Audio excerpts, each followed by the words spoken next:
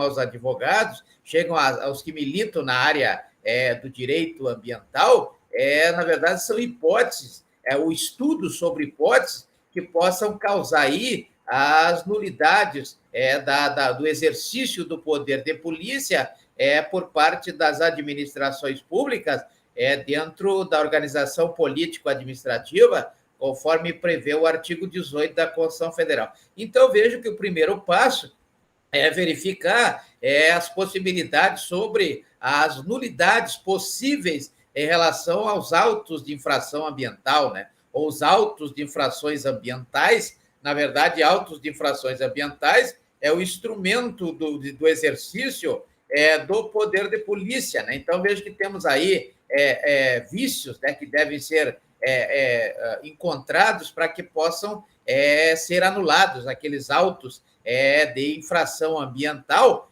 para que possa, então, se buscar aí a ideia da recuperação, né, da ressocialização e da reintegração dessas pessoas atingidas aí por essas lavraturas desses autos de infrações ambientais. Então, vejo que nós temos muitas teses, né? E essas teses, na verdade, elas são teses constantemente utilizadas por aqueles que militam nessa área ambiental, né? Então, vejo que pode haver equívocos, e há muitos equívocos, isso com certeza pode ser um ponto de afirmação, né?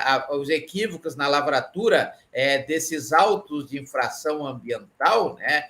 Ou mesmo mais tarde, durante a realização do devido processo legal administrativo ambiental, na forma do que prescreve o artigo 5º, inciso 54 da Constituição Federal. Na verdade, são quase que comuns, né, esses vícios, tanto na primeira parte, quanto à lavratura do auto de infração ambiental, quanto na segunda parte propriamente dita, que é a parte processual, a parte formal, onde nós temos o processo administrativo. Logicamente que esses vícios, eles podem né, causar a anulação, desses autos e até do processo administrativo, né? Processo administrativo, conforme prevê o artigo 70 e seguintes da Lei 9.605 de 98. Então, a partir do artigo 60, aliás, 70, né, 70 da Lei 9.605 de 98,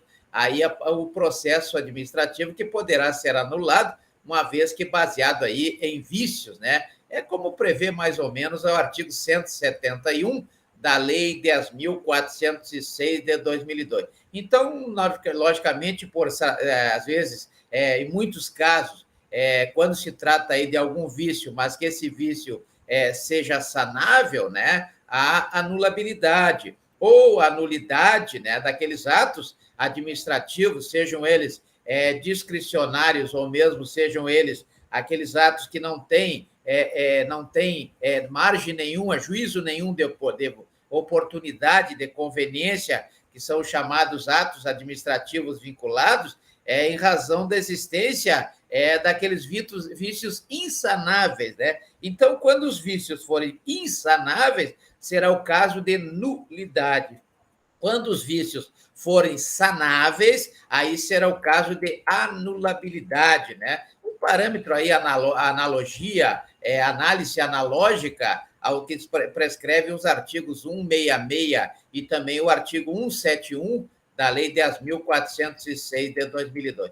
Na prática, logicamente, sempre há situações que podem redundar na anulação, né? Anulação quando forem vícios sanáveis, ou na nulidade, quando forem vícios insanáveis, tanto do ato de infração ambiental, quanto dos processos administrativos, aqueles previstos a partir do artigo 70 da Lei 9.605 de 98, tanto na esfera administrativa como na esfera dos processos judiciais, né? Sejam eles administrativos, aliás, sejam eles civis ou sejam eles criminais, né? Civis quando o dano for praticado a determinadas pessoas ou determinado patrimônio, né? E criminais quando for aí causado o dano contra a sociedade, né? já que administrativo é mais contra a administração pública, né? Então, vejam que essas hipóteses de nulidade, elas podem ser,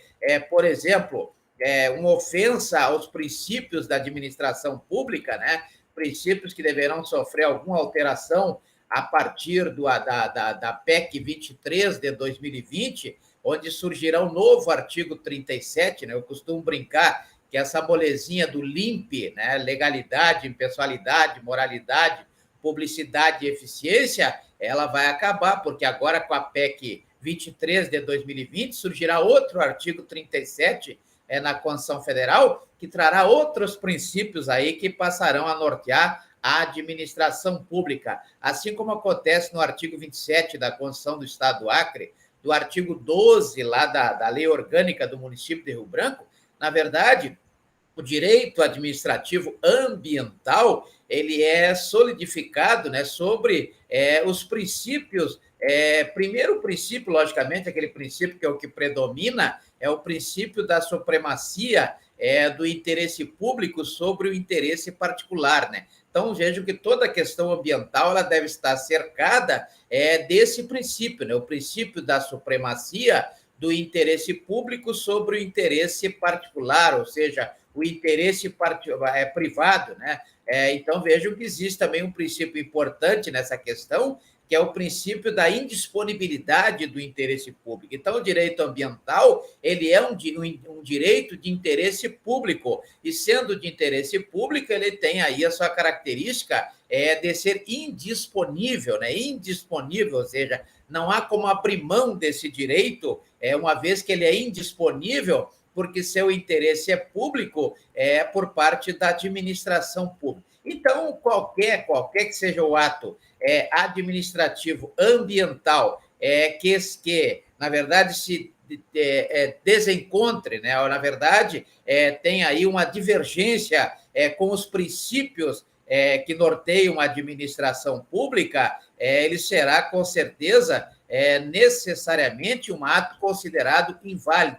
Então, ele deverá ser administrativamente declarado inválido ou judicialmente, da mesma forma, declarado inválido. Então, ele será passível ou de anulação, quando for sanável, ou quando for insanável, será passível de nulidade, né? Então, vejo que essa ofensa aos princípios da administração pública podem gerar tanto a nulidade ou a anulabilidade do ato administrativo, né? O ato, na verdade, o ato que traz aí a infração administrativa, que demonstra a infração administrativa, e também na esfera judicial, né? Então, na esfera judicial. Outro importante ponto que deve ser analisado nesse tipo de anulação ou de nulidade é a questão da incompetência, né? Como já vimos, a previsão da Constituição Federal, lá do artigo 23, inciso 6,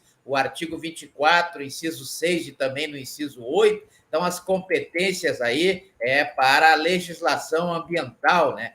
Na verdade, essa incompetência ela é caracterizada quando algum ato administrativo, é o caso aí da infração administrativa, ou seja, na verdade, é o caso do ato de infração ambiental, né? O ato de infração ambiental chamado AIA. Eu estava tentando lembrar aqui do AIA. Na verdade, quando o ato de infração ambiental, ele não estiver incluído naquelas atribuições legais ou previstas na lei de qualquer dos agentes públicos que venha praticar esse ato, ou determinar esse ato, né, que é o AIA, na verdade, um ato que gera aí uma infração administrativa, uma infração ambiental, né, infração ambiental. Então, nós temos aí um auto de infração ambiental quando ele é emitido por uma pessoa que não tem a competência ou não há previsão na lei quanto a essa competência, observado que prescreve o artigo 5º, inciso 2º da Constituição Federal, quando diz que ninguém é obrigado a fazer ou deixar de fazer alguma coisa, senão em virtude de lei. Então, vejo que esse ato, na verdade, é praticado por um agente público incompetente, competente que não previsto na lei, mas ele tem um atenuante aí, né? Ele pode ser convalidado se o agente público, aquele competente, aquele